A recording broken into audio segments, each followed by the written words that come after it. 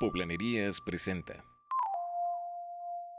Liz Mejorada, activista e integrante de Manu Vive, bienvenida al podcast de Poblanerías. ¿Cómo estás? Muy bien, Liz, pues muchas gracias de poder estar aquí con toda la audiencia el día de hoy. Pues vamos a hablar de transporte público, que es uno de los temas que, tú con tus años de activismo y dentro de Manu Vive han estado empujando para tener un transporte digno, unas calles dignas y sobre todo pues una calidad de vida que se refleje a través de eso.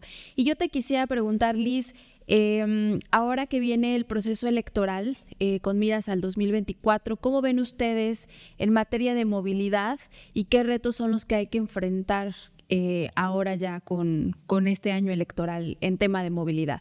Pues yo creo que justamente uno de los principales retos es que las y los tomadores de decisiones, quienes lleguen al Congreso, a gobierno del Estado e incluso a nivel federal, entiendan que la mayor parte de la población en México se mueve en transporte público, caminando y en bicicleta. Y lo que estamos viendo es que la política a nivel nacional y la política en lo local se centra en incentivar el uso del automóvil y en que el presupuesto público se centra prácticamente en promover esa forma de movilidad, dejando pues prácticamente olvidados a los otros sectores de la población que utilizan el transporte público como su principal forma de movilidad. Hace unos años justamente hicimos con la inclusión de ruta. Aquí en Puebla, nosotros hicimos un reportaje justamente de cuántas unidades y cuántas personas se movilizaban. Y un dato que nos arrojaba es que había más camiones de carga que de pasajeros en Puebla. O sea, ese dato a mí se me hace muy impresionante porque, como bien dices, pues que el 80% de la población se mueve en el transporte, ¿no? Y justamente, ¿por qué tenemos un transporte tan deficiente? ¿Por qué no tenemos unidades que nos estén transportando a donde vamos, ya sea a la escuela, al mercado, al trabajo, y que podamos ir y venir en transporte público en todos lados? Sí, yo creo que justamente tocas uno de los temas principales y es que prácticamente hablar de transporte público no es para nada popular. Las personas que diario nos movemos en transporte público, caminando o en bicicleta, pues nos enfrentamos justamente a una situación de alta precarización del transporte, a que las unidades van llenas, a que casi no pasan, a que vamos todos aplastados. Y entonces, pues las personas a bordo del transporte público lo que están esperando es a juntar dinero, poderse bajar del camión, comprarse un auto y pues prácticamente alejarse lo más que puedan de todos los problemas, incluso hasta de conectividad, ¿no? Porque tal parece que no, pero la ciudad de Puebla ya está teniendo cada vez mayor uso del tiempo en los traslados, ¿no? Como si estuviéramos en la Ciudad de México, en el Estado de México. Entonces, es clave por eso mismo hablar del transporte público. Es un asunto de clase, no es popular hablar del transporte, claro, pero eso al mismo tiempo genera un grave costo hacia la población. Si todas las personas nos uniéramos, que somos el 57% de la población que utiliza el transporte público, y pues justamente lucháramos por su dignificación, la situación sería otra. Porque creo, no sé si así sea la percepción, pero me parece que sí en general, la gente no le gusta decir que se mueve en transporte público y la gente por lo mismo no somos capaces de alzar la voz y decir, oigan, necesito un transporte digno, necesito un transporte que esté en buenas condiciones y que también sea eficiente, ¿no? Creo que, como lo dices, vivimos en una sociedad que está aspirando a tener más un coche o el estatus del coche es, pues es que si yo tengo un coche soy más rico o tengo mejor clase, no sé, como esa parte, ¿no? Justamente en Puebla y en México es un asunto de clase. Porque cuando los ricos en este país se van de viaje a Europa, se van a París, se van a Países Bajos, se suben a la bici, andan en transporte público y no tienen ningún problema. Pero cuando llegan a México, pues se vuelve un asunto totalmente incompatible, ¿no? Sí. Y es ahí donde justamente pues tendríamos que centrar un poco el esfuerzo incluso en política pública. Por ejemplo, nuestro país, a pesar de que es uno de los peores recaudadores de la OCDE, es la 14ª economía del mundo. Tenemos más dinero inclusive que Suiza, por ejemplo, pero tenemos uno de los peores transportes públicos del mundo y por ejemplo, solo la Ciudad de México tiene una forma de movilidad diferente. La Ciudad de México es la ciudad que mejor le invirtió al transporte público en América Latina, pero hay que dejar algo muy claro aquí. El modelo de movilidad norteamericano, este modelo gringo de hacer ciudad, ya fracasó, ya es obsoleto. Esta idea, como lo que pasó apenas con la Atlixcáyotl, de tener cada vez más carriles, de creer justamente que la ciudad de Puebla tiene que ser eso, yo sí le preguntaría a la clase política, ¿queremos o aspiramos tener 2 pisos, terceros pisos, o de verdad le podríamos apostar justamente a que la ciudad de Puebla siga siendo un espacio lindo, a que se mejore el transporte público, a que cada vez tengamos más calles peatonales y a que las personas mejoren justamente su calidad de vida a partir de una inversión pública por parte del Estado?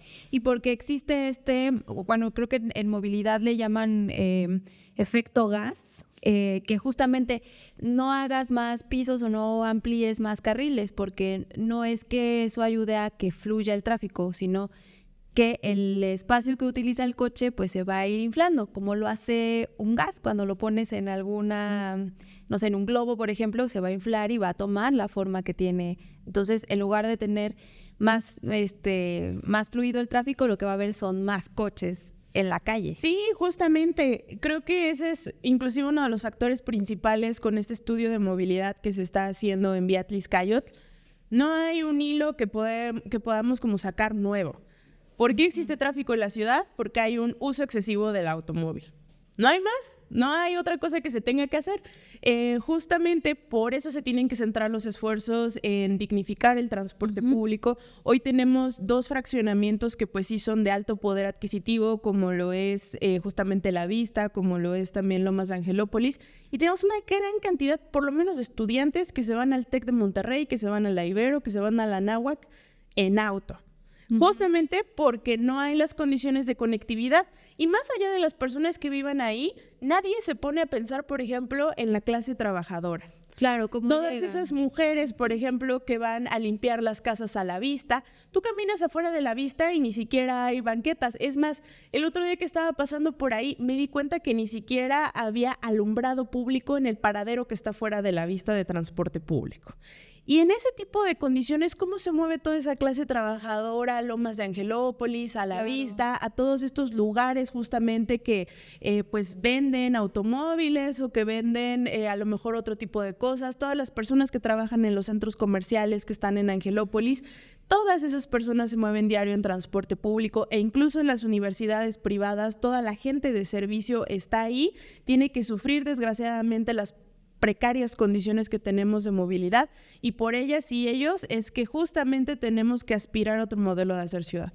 Y retomando el inicio de esta conversación en la que hablábamos sobre las personas que están por postularse a un cargo de elección, tienen que hablar de transporte, pero ¿cómo es el panorama del transporte público en Puebla? ¿Qué dice la ley? ¿Cómo los contempla? ¿A quiénes contempla? ¿A los usuarios, a los concesionarios, a los choferes, a todos los usuarios del transporte? No nada más las personas que se suben, sino pues finalmente a todos los que son beneficiarios del transporte público. Justo en México nos ganamos inclusive un premio a nivel internacional desde la Coalición de Movilidad Segura, porque logramos poner en la Constitución el derecho a la movilidad. Y eso nos va a arrojar en el futuro un gran margen para poder hacer litigio estratégico justamente con esas obras. Pero lo importante aquí es que a la clase política le quede claro que la movilidad urbana sustentable ya es un derecho plasmado en la Constitución y reformado en el artículo 4º. Ahora, a partir de tener una ley general de movilidad y seguridad vial, todos los estados están obligados a armonizar. Un error que tuvimos en Puebla es que se separó una ley de transporte que justamente se aprobó en el gobierno de Miguel Barbosa, y ahorita pues estamos prácticamente también celebrando la aprobación de la ley de movilidad en Puebla, que pues se viene justamente hasta este mes, ¿no? En noviembre de 2023. Pero, ¿qué es lo que dice la ley de transporte que ya se aprobó? La ley de transporte solamente regula esta relación económica entre los concesionarios y entre el Estado. Cómo prácticamente se dan las concesiones y lo más complicado, los lineamientos, pero lo más complicado es que sigue estableciendo ahí un modelo hombre-camión.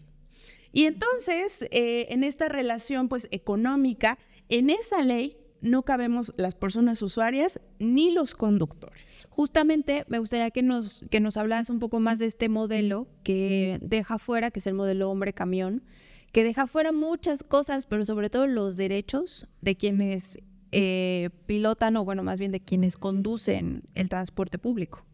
Sí, pues prácticamente el hombre camión es un sistema que está prácticamente creado para poder sacar el mayor beneficio económico de todos los conductores del transporte público. ¿Qué es lo que sucede de acuerdo con la ley? Pues una persona física puede sacar su concesión del transporte público. En Puebla es una realidad que muchos son prestanombres. Tenemos a los conductores, que son las personas pues prácticamente más oprimidas y a quienes tienen que pagar una cuota al día justamente por manejar, por que les presten justamente la unidad. Y entonces, pues en esta relación tan comercial, los conductores, desgraciadamente, tienen que pasar a veces más de 14 horas manejando, no tienen vacaciones. A veces ni siquiera pueden bajarse al baño, tienen que comer pues justamente mientras van manejando. Muchas veces también vemos estas escenas pues de las familias, ¿no? O sea, la pareja que viene al lado de él, claro, o los niños que están cobrando el pasaje porque no tienen tiempo justamente de convivir. Y ese sistema lo único que busca es el enriquecimiento de quien sea dueño de la concesión. Y desgraciadamente lo que provoca el sistema hombre-camión es que explotamos cada vez más a estas personas, desarrollan, por ejemplo, también cáncer de pulmón, problemas también pues médicos, ¿no? Por el alto nivel de horas en las que están sentados, porque van respirando justamente pues todo el humo del tráfico y otras cosas. Y desgraciadamente pues no tienen seguro médico. Y por el otro lado, si se ven involucrados en un siniestro vial, los concesionarios los abandonan. Situación que prácticamente ocurrió con el asesinato de Manu en 2018. Y que se cumplieron, por estos días se cumplió un aniversario más de ese accidente. Sí, ¿no? Justamente este 21 de noviembre tenemos el 5º año de aniversario luctuoso de la muerte de Manu. Y pues 5 años después, hasta 5 años después, ya vamos a tener la ley de movilidad en nuestras manos. Muy bien, Liz. ¿Algo más que a ti te gustaría hablar sobre el tema de la movilidad y hacer este llamado para quienes están a punto ya de inscribirse en algún proceso electoral, que justamente volteen a ver y que se hable más del transporte público porque lo necesitamos? Sí, pues yo le diría justamente a la audiencia una cosa, que podemos hacer un compromiso público por no votar en el proceso electoral por alguien que no se anime o que no tenga una propuesta muy clara para dignificación del transporte público. De verdad que estamos frente a una crisis climática, que tenemos todavía mucha desigualdad, si bien ha avanzado varias cosas desde el gobierno federal, pero necesitamos que el transporte público sea el tema para 2024 y que las y los diputados, gobierno del estado, diputados federales e inclusive también el próximo proyecto de país que llegue al poder se comprometan con la dignificación. Entonces, pues eso les diría, ¿no? Que le apostemos justamente a esa parte. Y por el otro lado, creo que también un llamado hacia todos los conductores y también conductoras, porque también tenemos operadoras del transporte público, a que vean en la agenda de movilidad a una aliada. Nosotras y nosotros no somos sus enemigos, al contrario, queremos luchar también por sus derechos laborales, porque tengan una calidad de vida mejor, porque tengan vacaciones dignas, y para eso necesitamos que el modelo hombre-camión transite a un modelo de ruta-empresa. Y por eso es fundamental que tanto los conductores, las conductoras, la sociedad civil, los usuarios, la gente de abajo, pues impulsemos otra manera de movilidad y pongamos el transporte público al centro del tema. El modelo hombre-empresa se refiere entonces a que una empresa, como llamémosle ADO, por ejemplo, se haga cargo de pagar todas estas prestaciones a los y las conductoras del transporte público, independientemente del número de viajes y de usuarios que se suban, para que nos olvidemos de que se van correteando por el pasaje, ¿no? A eso Sí, se claro. refiere. Prácticamente este modelo este modelo para cambiar a ruta empresa, lo que propone de entrada es que se constituyan, porque lo que pasa hoy es que se dan concesiones a título personal y no sabemos ni cuántas unidades hay, no pagan impuestos, no tienen seguridad social en ningún sentido.